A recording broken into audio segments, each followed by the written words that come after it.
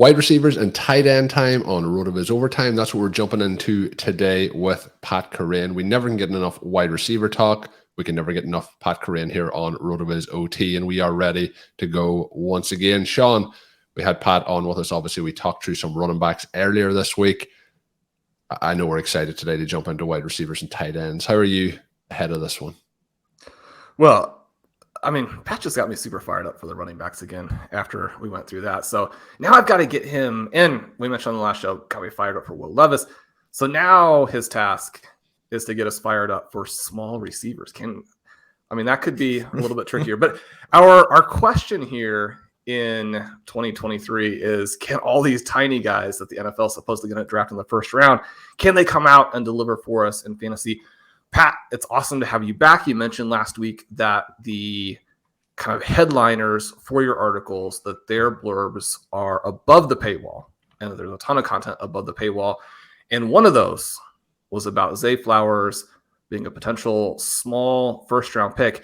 And so you and I talked about receivers a lot last week, but we didn't really get into this comparison, if there is one, between Jordan Addison and Zay Flowers. Really pretty different profiles, at least to my mind, but they're connected by where they could go in the draft, competing with each other for the early spots. And then neither of these guys is a big receiver.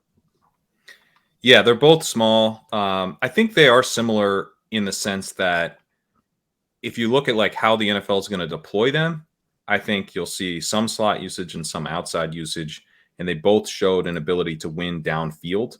And from the outside, which I think is absolutely crucial for really any prospect. You want them to be able to play outside enough so that they're not leaving the field at any point, so that they're running, they have 90, 95% route participation, as opposed to like 70% if you're kind of a true slot receiver. Or even like 65% on some teams. So that I think is really important. And then obviously, to be able to win downfield creates the potential for big plays. I think both receivers are probably more kind of intermediate types, not going to be like true deep threats, but they did show an ability to win downfield, 10 plus yards. And so I think they are somewhat similar in that respect. They are quite different in terms of like the analytical profiles, where Addison was this, early declare, highly productive, breakout season type of guy. He really has everything we're looking for, other than he's 173 pounds. I don't want to get like too concerned about that. I do feel like it is definitely a bit of a knock on his upside. Like, I personally think if Devontae Smith was 200 pounds, he would be scoring more fantasy points.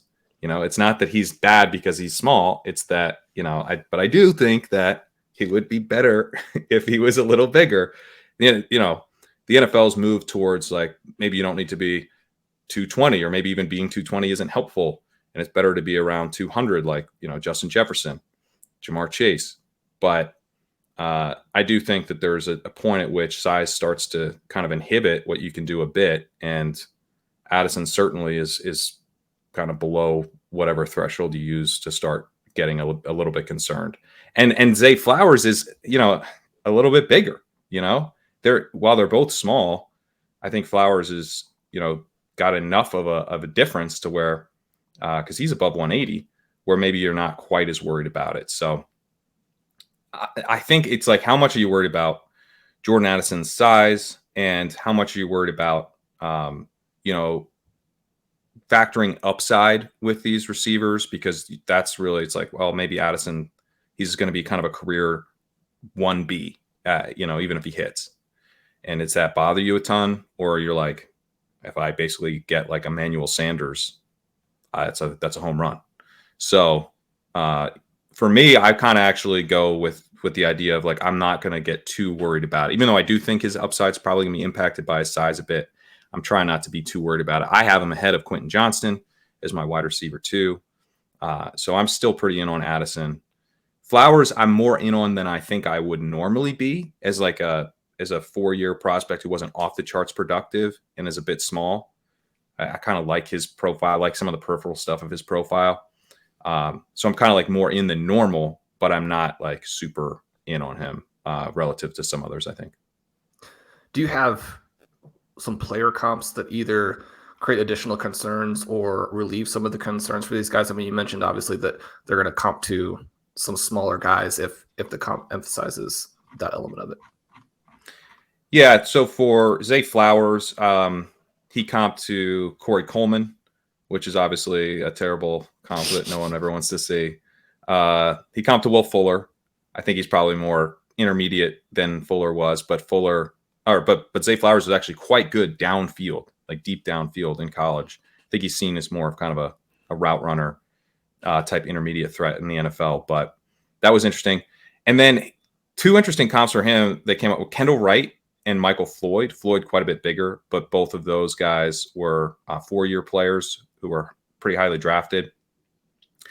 And that's kind of like the thing with Zay Flowers is that like both those guys were like busts, but they both actually were productive early in their careers.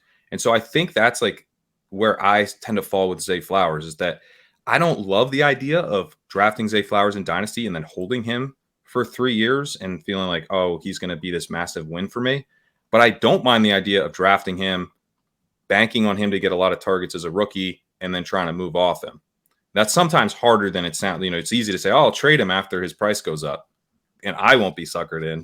And sometimes, you don't do that. You're like, this guy's the best receiver you could get in the whole class. So then you don't trade him, and then you eat it when he drops in value. But I think, that does strike me as a viable path.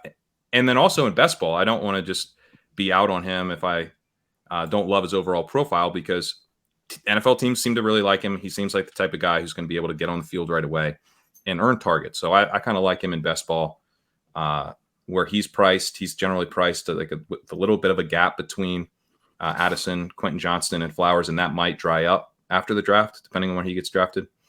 So yeah, I kind of like him as the immediate production bet.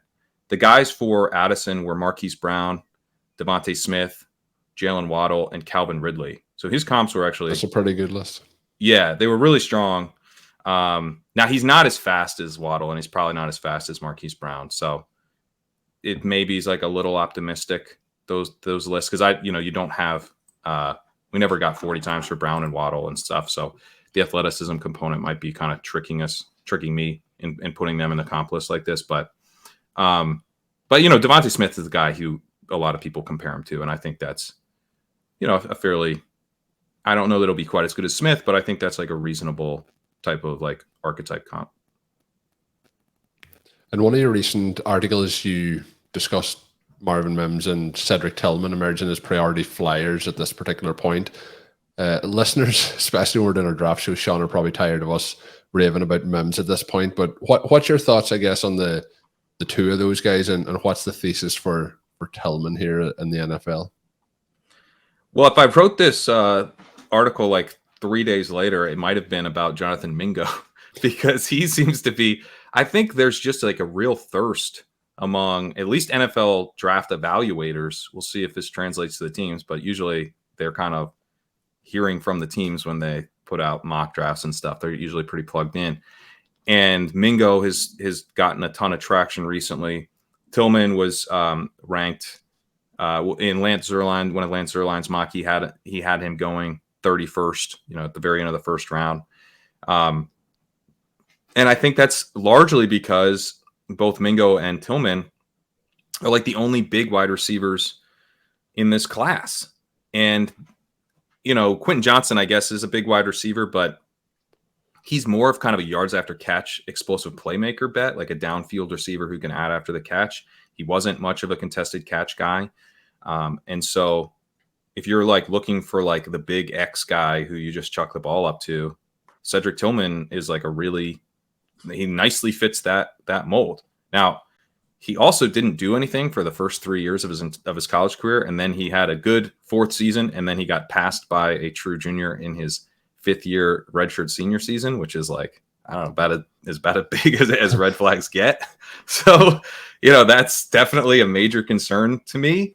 But he's super athletic, 4'5", 440. So not the fastest guy in the world, but he's 6'3", 213, 37-inch vertical, 128-inch broad jump.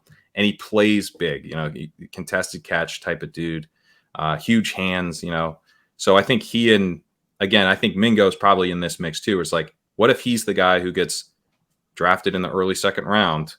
I mean, if you're getting him in the 20th round of best ball drafts, that's a huge, huge win for you. So I think he is definitely someone to have on your radar. I think Mims is a lot more exciting in terms of the overall profile, but we're just going to like make bets on draft position, which we will do after the draft. You know, that's how we end up.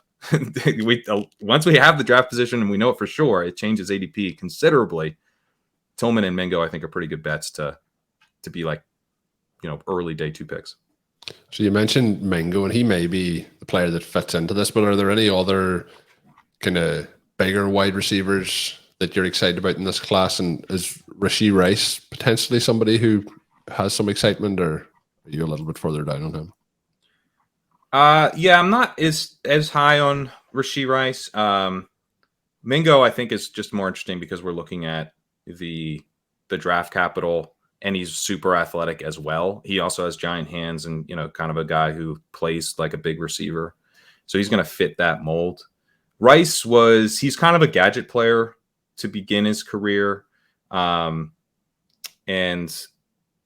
he, you know, I think he strikes me as the type of guy who's like, looks like probably a fairly productive, like wide receiver 3 on an NFL team is how he looked to me. But he did have an elite 10-yard split. He's very explosive. You know, kind of dangerous acceleration is his type of game. And so maybe he's kind of Zay Jonesy or something, like he gets used on screens underneath a bit, but he's also, you know, he's not a small receiver. He's 6 foot, 204. So he just, nothing about his profile really jumped out to me in like a super interesting way. Shawn, are you kind of high on him? Well, the guys who are fun always have some appeal, but it seems like we're getting a sort of a further, and it's not to say I always want to bet on the guys who are productive, but then with Rice you have the questions of age and those types of things as well, where you're mostly looking at one season, which is a massive red flag. But then the other element here is, I mean, it seems like we're getting worse actually in terms of the gap between these guys, maybe even some guys who aren't as productive, but if they've played against elite competition versus some of the players who are racking up numbers when it's almost a completely apples to oranges kind of thing. Now, I mean, again, if the guy has unreal peripherals, unbelievable athleticism, that's different, but it doesn't necessarily sound like Rice gets to that level. No, I mean, you know, he's 4'5", 140. He accelerates well, and his jumps were awesome. So he looks like kind of a burst type of dude, but I don't think he's going to be like an incredible downfield threat. I think maybe kind of more like he's really fun on screen passes and underneath stuff is how he jumps out to me. And he's big enough to where, you know, he's not just kind of a tiny guy. Like he could mix that into like an overall type of classic wide receiver profile. So he's definitely like, you know, I had him as a 3rd round rookie pick. I think he's definitely in the sleeper mix. It's just this class, like once you get past basically Marvin Mims, it's like these are pretty thin bets. Like even Tillman is a thin bet. Like as I said, like he didn't do anything until his 4th college season. His last season was a disaster. Like it's basically, I'm just betting on he's big, he moves well, and the NFL drafted him high. You know, we're like getting quickly to that type first of round. He's just been zigzagging up and down my rankings because you're like, oh, maybe in the 1st round, and he's big, and then you're like, I mean, he's not good. I mean, how early are you going to draft somebody who's not good? I know, but there's like, is he Kelvin Benjamin? Is he our generation's Kelvin Benjamin? You know, it's like he wasn't good either, but you know, he had a pretty productive rookie year because he got drafted Caught a lot of right in the 1st round. Yeah. Benjamin, Matthew Friedman and I had more discussions about Benjamin than maybe any other player. The issue with Benjamin was that all the other receivers had finished their 40, and he's trying to get his 10-yard split in. I mean, that's something of a problem there. You mentioned Mingo. He jumps into that sort of freak score area where it just raises all of these images of a DJ Chark kind of guy, a Chase Claypool kind of guy. Obviously, we got different years in terms of the breakout. With Claypool, you get that amazing TD run very early, and that would have played right away in best ball, for example. With Chark, you get kind of this out of nowhere second season, and then perhaps injuries, perhaps Jaguars, those types of things derail what seemed like was going to be a pretty fun career there. I mean, is Mingo another one of these? I mean, he seems like if he fell in drafts, then you're going to, as soon as you get out of the clear guys, you want to add as many players with some type of trait that is just off the charts, whether that's production that people aren't giving him credit for or just being the best athlete. If he's drafted as early now as it seems like with what you're saying, then the price doesn't work in. But I love the note about with Flowers. I think if you get stuck with him as the guy who's still there in a rookie draft and you don't like anybody, as opposed to taking a bad player, or if you can't move down because sometimes your league mates just won't let you move down, then you take him, you get the value, you move off of him. Is Mingo a similar type of guy in that, I mean, at some point he's going to generate some buzz, right? And then if you just kind of, once you have the player on your team, then everything about him changes and you're like, this guy's going to be Calvin Johnson. But is he a draft to get back off of type of player? See, I think he could be like, whereas Flowers, one reason I feel fairly confident in Flowers is that the route running stuff, it seems to be what's pushing him up into the first round conversation. Like if he was getting there because of elite speed, I would be much more concerned with Zay Flowers because they're like, is he Philip Dorsett? Is he basically like, does he have a game that even works in the NFL or the evaluator's just like really psyched about his 40 time? But with Flowers, I do think he has that kind of game. I think he's going to be productive. I think he's going to have a traditional, probably Z wide receiver role, moves into the slot some as well, but plays a lot of snaps as a rookie. Mingo strikes me as like he could be, Miles Boykin or something. Like it could just never happen. He could be JJ Arcega-Whiteside. He could be, any of these guys who I've actually now forgotten. Denzel Mims is where I was going. I literally forgot Denzel Mims' name for a second because that's how bad that went. There's lots of these guys who are like, he's so big, he's so fast, he's just who we need. And then, they get out there and it's like, oh yeah, would have been, maybe we should have paid attention to what he did in college. It just takes one practice. Yeah. We're done. Yeah. So I think to me, Mingo's not a kind of guy where you're like, oh, I'll draft him. He'll be so productive as a rookie, that where the bar is actually pretty low for what counts as productive. And then I'll be able to move off him.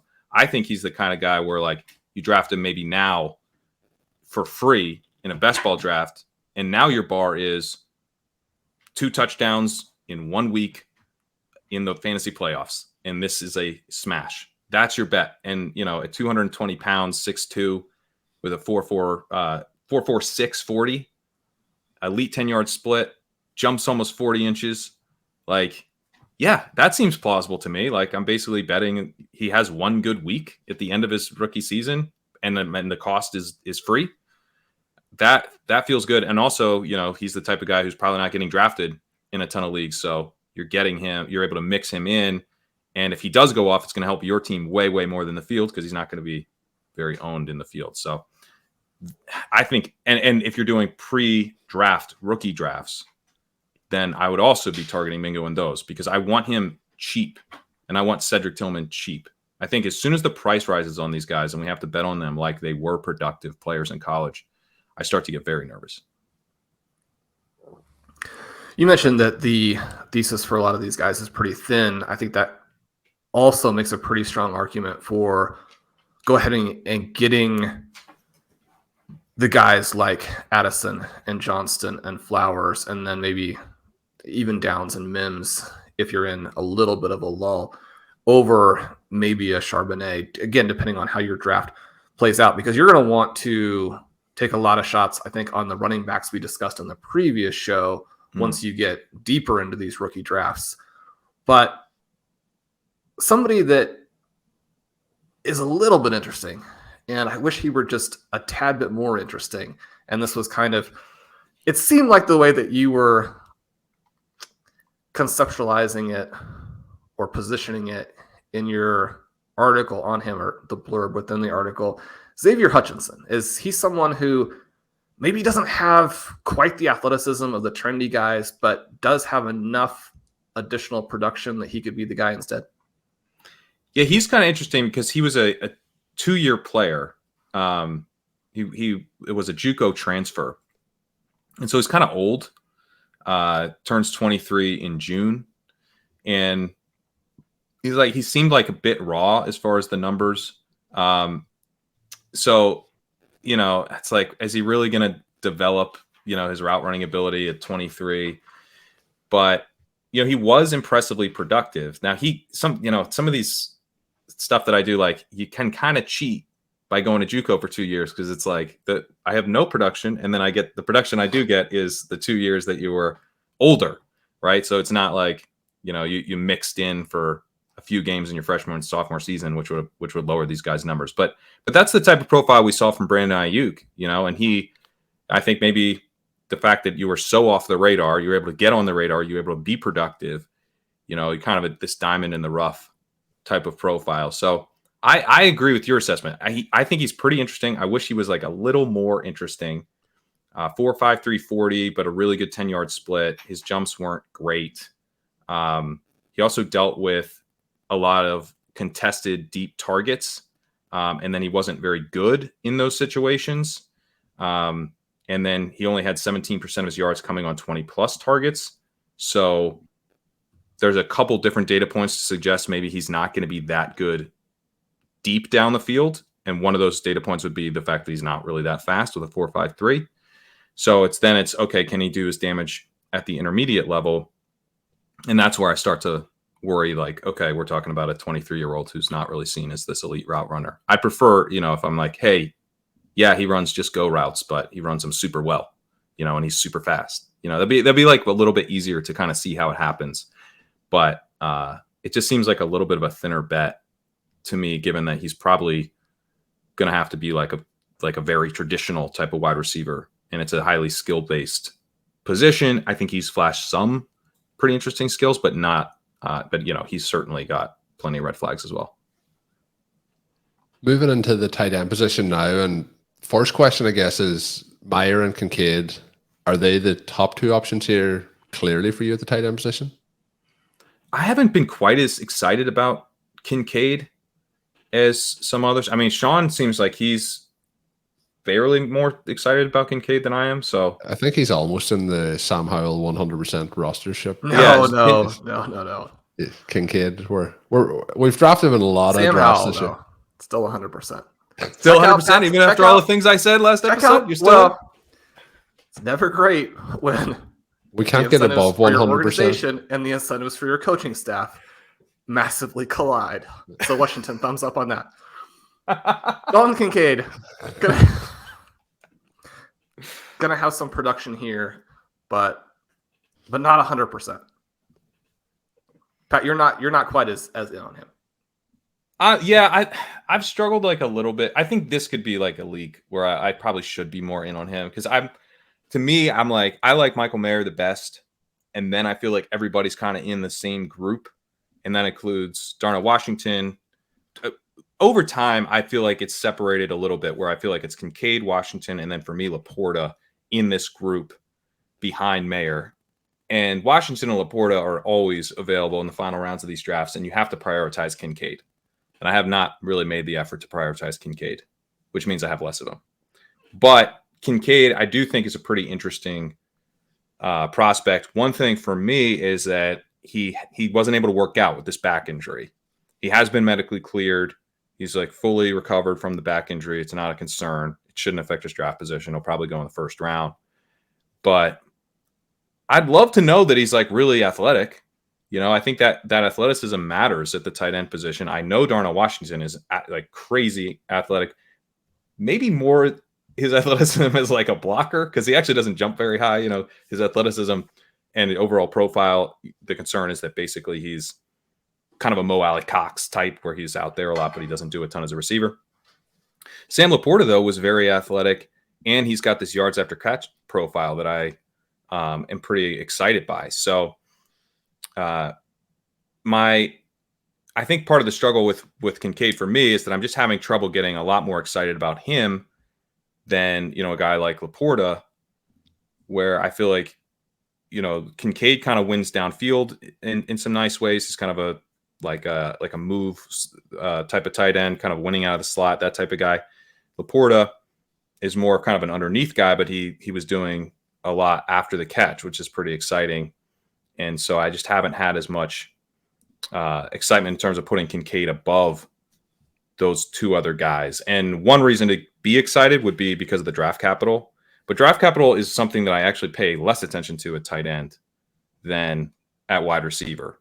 It's more like running back to me, I think, where you can see guys like Kittle kind of come out of the later rounds. Yeah, I think I would agree with you on that as well. We have seen some more, I think, NFL ready tight ends come out in recent drafts, but the problem with that is then they haven't actually done it in their rookie season to kick things off. There's quite a few names, like, for example, Trey McBride, that I was very excited about last year. But you mentioned LaPorta there, and he is somebody who looks very athletic, has had a couple of really good seasons at Iowa. You mentioned a couple of other names there, the likes of Darnell, Washington. Luke Musgrave could potentially be in a list in that kind of category. How are you feeling about the group as a whole? And then obviously we've mentioned kind of the top two guys. Have you a favorite tight end to be targeting in this group? Yeah, it's a really good tight end class. And I guess let's say what that means, which is that normally we get a couple guys who normally it's all terrible. Normally get a couple guys who are feeling, okay about. Yeah. And no depth. And then there's no depth. This class I think is a little bit similar to last year's class in that there's depth, but and in last year's class, by the end of the year, we're seeing Daniel Bellinger and Jelani Woods and Trey McBride finally come on a bit at the very end. Chika Okonkwo, Greg Dulcich emerged a little bit earlier. So there was actually quite a few tight ends who, got on the radar by the end of last season. This strikes me as somewhat of a similar class, but just better. It's kind of we're kind of hoping for these guys to do the same thing, but the overall profiles are just a little bit better across the board. Mayer, I think, is a much stronger type of bet than Dulcich or McBride were at the top of last year's class. And then it's just really deep. Musgrave. I don't like Musgrave as much as Washington and Kincaid and LaPorta. To me, LaPorta is the most fun of the overall class because he's priced as, he's free basically. And I think that yards after catch profile plus really strong athleticism makes him super interesting. One thing, just as a quick aside, I've noticed kind of as the dynasty market seems to be obsessed with guys who have the most athleticism and kind of just shrug at guys who are 95th percentile. Yeah, it's why do you this guy's a 99th? Oh, this guy's only 95th. Don't care. That's not how this works. This guy's 95th and he's got awesome receiving skills. We should be excited. That's good. It's not, we don't have to only be, 9.9 RAS score for Darnell Washington. LaPorta, 9.25. Don't care. That's literally what's happening. This guy's off. He's awesome. He's at the very high end of athleticism for the tight end position. Same LaPorta. And yeah, he's not the ultra freak that Darnell Washington is, or even that Luke Musgrave is, but he's still very athletic, and the receiving skills I think look really good for him. But Musgrave is super athletic. He's flashed as a receiver. Tucker Kraft is very athletic.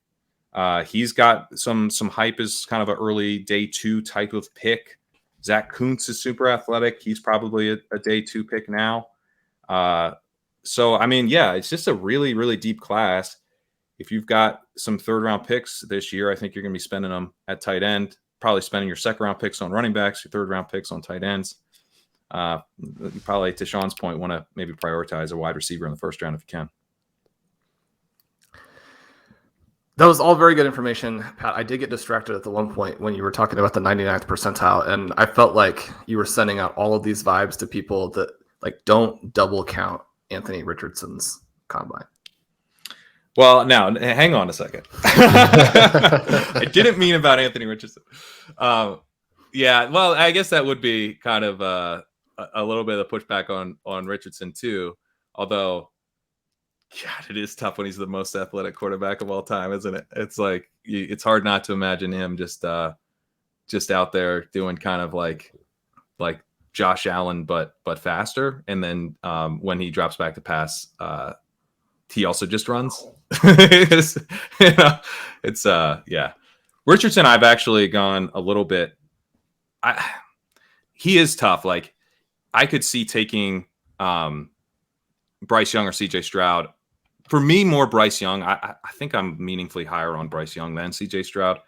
But like if you're one thing I was thinking through is like if you're in a dynasty league and you would rather have Trevor Lawrence than Justin Fields right now in that particular dynasty league, then you probably should draft Bryce Young over Anthony Richardson, if that makes sense. Like if you're in the type of league that where the trade market and the scoring settings dictate that you're better off having that safety of a Trevor Lawrence over Justin Fields, then that is the type of league where you probably shouldn't make the gamble on an Anthony Richardson and instead go for the safer pick in Bryce Young. But I still think I'm going to have Richardson ranked over Young in my ranks. What if Justin Fields loses his right arm next week and you're in a league where it's like Trevor Lawrence versus Justin Fields? Would you need to prefer Justin Fields still? Wait, are you saying Fields with no arms is better than Anthony Richardson? Well, it's just about to say. I think that's what he's hinted at here. He's basically saying an armless Russian quarterback. Well, one thing with Richardson is that he was a pretty good deep ball thrower. If you look at his big time deep throws per attempt, he's in the same mix as Young and Stroud there. So I actually would kind of push back on the idea that like he offers nothing as a passer and that he literally doesn't need to have any arms. That's not fair. Shawn says he doesn't need to have arms, and that's ridiculous. I think he does have some passing skill. I think the thing he does poorly, which is miss throws, he does very, very poorly. The accuracy is horrendous, and there's no denying that. But one thing that I'm working on this quarterback article that I'll have out very soon, and I go through like, hey, you know what's really great in addition to mobility is being able to hit deep passes. And you look at Cam Newton's career. Cam Newton, his like fantasy superstardom ended pretty quickly after this 2016 late in that season. He injured his shoulder. Yeah. And his ability to throw downfield really dried up. And even, with the Patriots, when he's rushing for all these touchdowns, he was never really an elite fantasy quarterback because he wasn't able to pair the mobility with downfield passing. And I think Richardson has the upside to pair it with downfield passing. I don't think he has the upside to ever pair it with like consistent move the chains type of passing, but it's like, just don't do that bad enough to get benched. That's my thing with Richardson is just stay on the field, dude. Stay on the field, hit some downfield passes and run a bunch. And I think we're getting the potential for elite fantasy production. Now, if you're in the type of league where you're never going to be able to trade off that, maybe you just, because maybe it's not going to be the long-term thing. Maybe 3-4 years in, he does get benched. They're sick of him not being able to operate the offense. But I think for the first couple of years of his career, the team's going to draft him highly and give him a chance. And that ability to hit downfield passes, I think, is maybe a little bit underrated as part of his profile. And it's extremely important. And even though I think it's very apples and oranges because Lamar Jackson was just a much better passer also coming out, when you think about purely from a traits perspective and not necessarily from a percentage of how often or how well they do these things, the fact that Lamar Jackson can open the field up deep and hit on some of those big plays, not only do those score touchdowns right away from you in reality, they score touchdowns for you in fantasy. They open up the rushing game and just make it very difficult for defenses to scheme for you. I mean, if you can get, and if it's purely a matter of occasional misses underneath, I mean, we've watched drives and even games where Lamar Jackson has bounced passes in front of his receivers over and over again. And yet at the level that he plays, it's bad for them in that particular game, but there's no question of him getting benched or anything like that. He's a superstar. He's going to keep going with it. Well, you mentioned Fields and Jaxon. So if you look at average depth of target when kept clean, the leader is of everyone that I've got since 2015 here, Anthony Richardson has the highest average depth of target at 11.2. He's tied with Justin Fields. Lamar Jackson is just behind, and Josh Allen is just behind. That's the top 4. Then you get to Mason Rudolph, which is obviously, please God, no. And then Kyler Murray, Trey Lance, Drew Lock. So it's not like you necessarily, it's not a guarantee, but like even Drew Lock, like, okay, what if he's Drew Lock, but runs like Derrick Henry? Is that good or bad? Because it's probably bad over a long period of time, but it could be extremely good for stretches. And I think that's what makes Anthony Richardson such a difficult evaluation, because like, I don't deny that he could genuinely be Drew Lock with elite rushing ability. Maybe that's the best way to think of him. But like, well, that seems like it would still be is that good or bad? NFL team, but it would be very good for you as a fantasy manager, because that's not going to get benched with where he's going to get picked in the draft. Right. So and that's like where I'm at. Like he's playing by the end of the year, so you have to factor that in terms of like where he lands. Like if he goes to the Seahawks or the Lions or something, then you really worry about taking him in best ball, because he might only play like a couple games.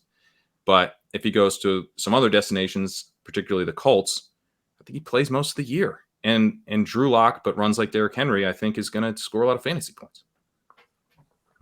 So I did derail us off the tight end discussion there, and we did get some good quarterback discussion in. But I'm hoping for a bold prediction at the tight end position. Obviously, we want to take advantage of the depth. We want to spread out the bets a little bit.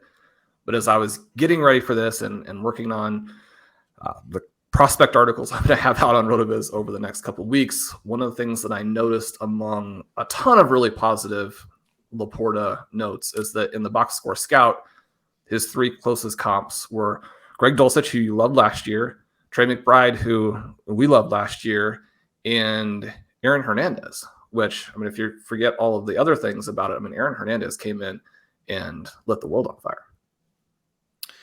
That's definitely very encouraging. Yeah, I think one thing with so Dulcich, I don't think he's all that similar stylistically to, but it's sort of a similar thing where I like tight ends where there's like a thing that they do really well as a receiver. For Dulcich is that he was able to win downfield, like he was a seam stretcher.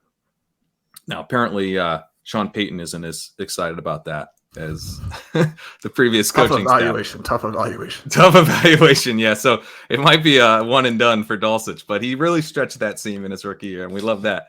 And as I've mentioned with LaPorta, it's the yards after catch stuff with him. It's, can you do something that's sort of special for a tight end, which isn't that high of a bar, because it's a position where there's a lot of guys who really don't do all that much well as a receiver. I would love to see him go to, one of these Shanahan style systems where they prioritize, yards after catch type of plays. Maybe he needs to get his blocking up a little bit to really be valued in that type of system. But yeah, I think he's pretty fun. I don't want to get too carried away. I still think Mayer is definitely like a better bet.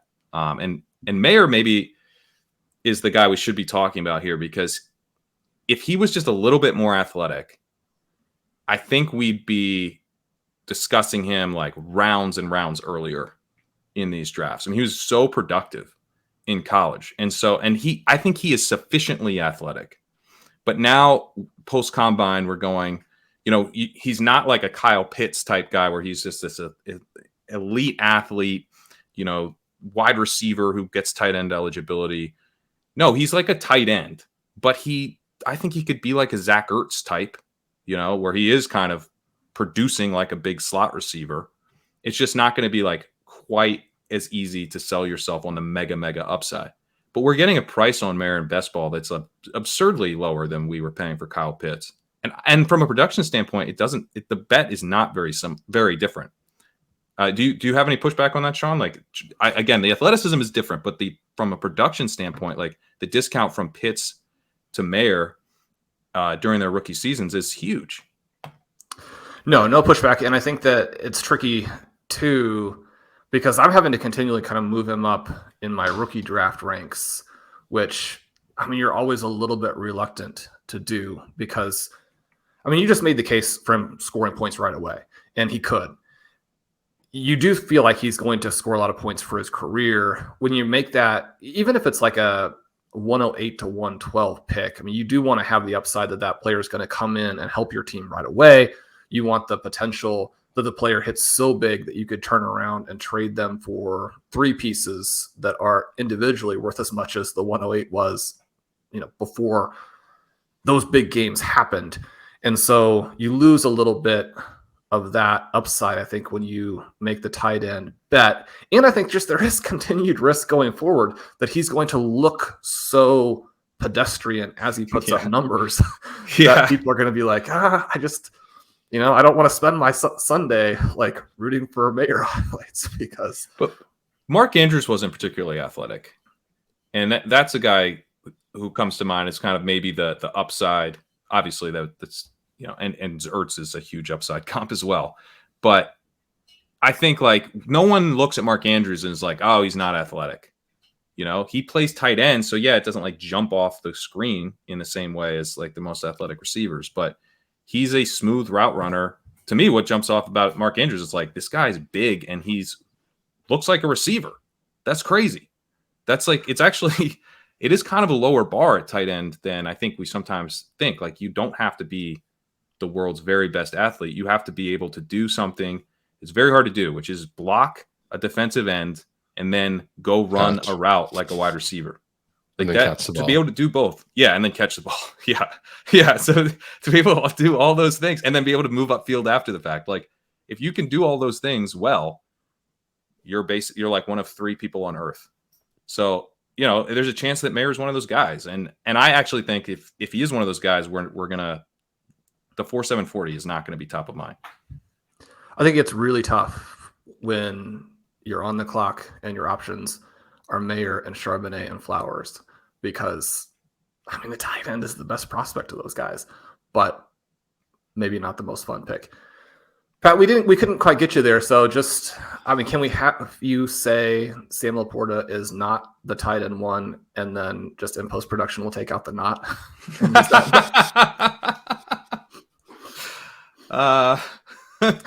Michael Mayer is the tight end 1.